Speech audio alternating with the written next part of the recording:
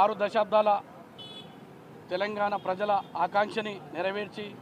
అనేక మంది విద్యార్థుల బలిదానాలను చూసి తట్టుకోలేక తెలంగాణ ప్రజల ఆత్మగౌరవాన్ని కాపాడడానికి శ్రీమతి సోనియా గాంధీ గారి నాయకత్వంలో ఆనాడు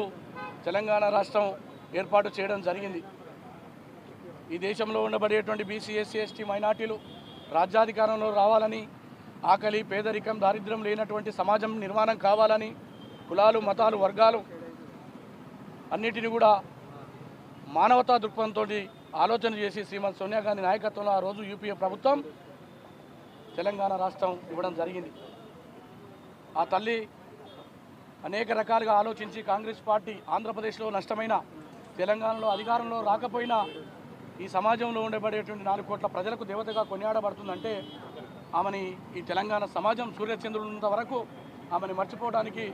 వీల్లేదని కూడా ఈ సందర్భంగా గుర్తుకు చేస్తూ ఈరోజు 79వ జన్మదినం సందర్భంగా నల్గొండ పట్టణంలో క్లాక్ టవర్ సెంటర్ వద్ద కాంగ్రెస్ పార్టీ జిల్లా శాఖ ఆధ్వర్యంలో అనేకమైనటువంటి అనుబంధ సంఘాలు, సమాజంలో ఉండబడేటువంటి పెద్ద నాయకులు, యువజన Congress, NSUI, SC cell, INTUC senior నాయకులు, ఇంకా రకరకాల మైనార్టీలు సోదరులు అందరూ కూడా విచ్చేసినారు. ఇవాళ ఒక్క మాట మనవి చేస్తా ఉన్నా, 10 సంవత్సరాల పరిపాలన ఏదైతే చేసినామని చెప్పి కుటుంబ పాలనతోటి, దొరల పాలనతోటి సమాజంలో ఉండబడేటువంటి బలహీన వర్గాలకు కానీ, ఎస్సీలకు కానీ, ఆదివాసులకు కానీ ఎవరికి కూడా న్యాయం దక్కలేదు. అందుకోసమే ఇవాళ 2023లో రేవంత్ రెడ్డి గారి నాయకత్వంలో సోనియా గాంధీ, రాహుల్ గాంధీ గారి ఆలోచనల మేరకు దళితులకు, బీసీలకు, అదేవిధంగా మైనార్టీ సోదరులకు, అన్ని వర్గాలకు, సకల జనులకు హితం కలిగేటువంటి పరిపాలన కొనసాగిస్తూ ఈ రాష్ట్రాన్ని ముందుకు తీసుకుపోతా ఉన్నాడు. అందుకోసమే ఇవాళ రైజింగ్ తెలంగాణతోటి ఒక ఫ్యూచర్ సిటీలో జరుగుతున్నటువంటి గ్లోబల్ సమ్మిట్ ఏదైతుందో ఇది ప్రపంచానికి ఆదర్శంగా నిలబడి తెలంగాణలో ఉండబడేటువంటి పేదలు, బడుగులు, బలహీన వర్గాలు, ఆదివాసులు, గిరిజనులు, మైనార్టీలో ఉన్నటువంటి యువతరానికి ఉపాధి కల్పించే కార్యక్రమాన్ని తెలంగాణ రాష్ట్ర ముఖ్యమంత్రి వర్యులు ముందుకు తీసుకుపోతా ఉన్నారు. అందుకోసమే ఇవాళ తెలంగాణ ప్రపంచంలో నెంబర్ 1గా మారేటువంటి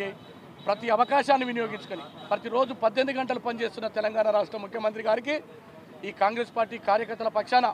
ఈ రాష్ట్రంలో అమలు చేయబడుతున్నటువంటి ఒక సన్నబియ్యం పథకం కావచ్చు, కొత్త రేషన్ కార్డు కావచ్చు, ఉచితంగా 200 యూనిట్ల అయితే కరెంటు బిల్లు లేకుండా కానీ, 500 సిలిండర్లు కానీ, 500 రూపాయలకి ఇచ్చేది కానీ, అదేవిధంగా 5 లక్షల రూపాయలతోటి ఇవాళ మరి ఇండ్లు కట్టే కార్యక్రమం కానీ, మహిళల్ని కోటీశ్వరి చేసే కార్యక్రమం కానీ, మరి 2 లక్షల రూపాయలతోటి ఏదైతే ఏకకాలంలో రుణమాఫీ చేసి సన్న వడ్లకు మరి వాళ్ళ 500 బోనస్